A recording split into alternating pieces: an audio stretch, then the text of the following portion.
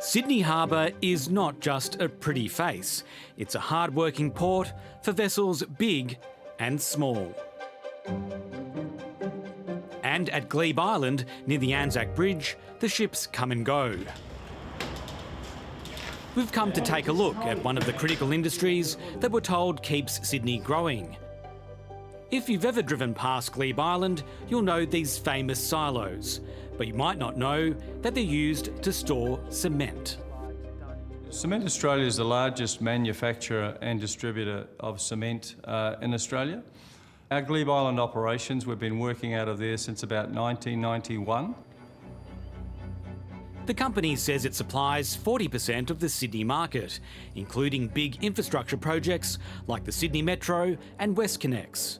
The ships dock at the port and offload the cement, which is then piped into the silos and into trucks. We're doing 500,000 tonnes of product out of that a year. Yes, it's quite a view. But the company's tenancy at the port could be in doubt if the Minns government decides to claim this prime harbourside plot for new housing. While this is a working port, you can see how enticing this location would be for apartments. I mean, just look at that view. The government's been talking about Glebe Island since at least last year.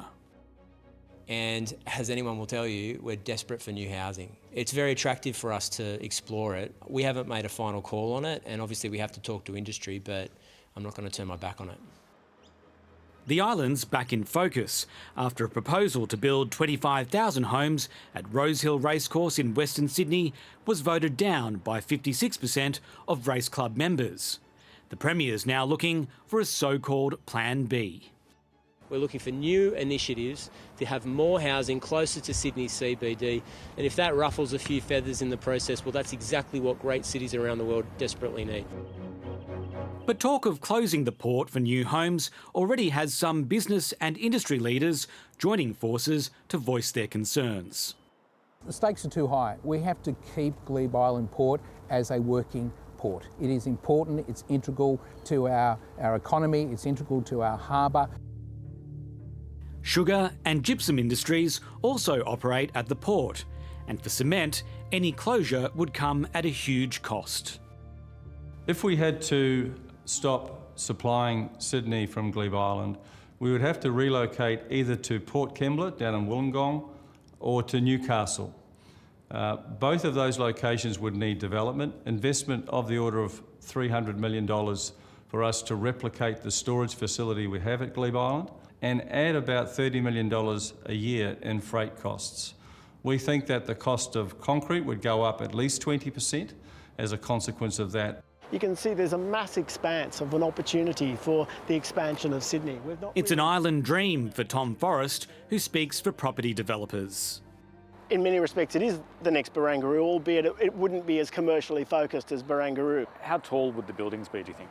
I would have thought that you could see anywhere between 30 to 60 stories as the maximum height. Would the silos be converted into apartments? I can't imagine that that would be the case. I think the greatest of grand design challenges wouldn't manage to achieve that one. This month, Sydney hosted the US Navy, the harbour's ports again proving to be critical for defence. Welcome, America. Australia says it wholeheartedly. So during World War II, Glebe Island was used by the US Army. And we saw during World War II that the US Army, from about 1942 onwards, pushed about 1 million troops through Sydney Harbour, and this was predominantly through Glebe Island. Some defence experts, like former Royal Australian Navy Commander Jennifer Parker, are concerned that any loss of Glebe Island could leave Australia vulnerable. And that's just one example of the surge capacity that was acquired in Sydney Harbour during that conflict. And the problem is, if we are to have another regional conflict, it's not inevitable, but it is potential. If that is to happen and Glebe Island disappears, we lack that surge capacity for our maritime activities. There's no confirmation yet from the government about its Plan B, and time is running out to meet ambitious national housing targets.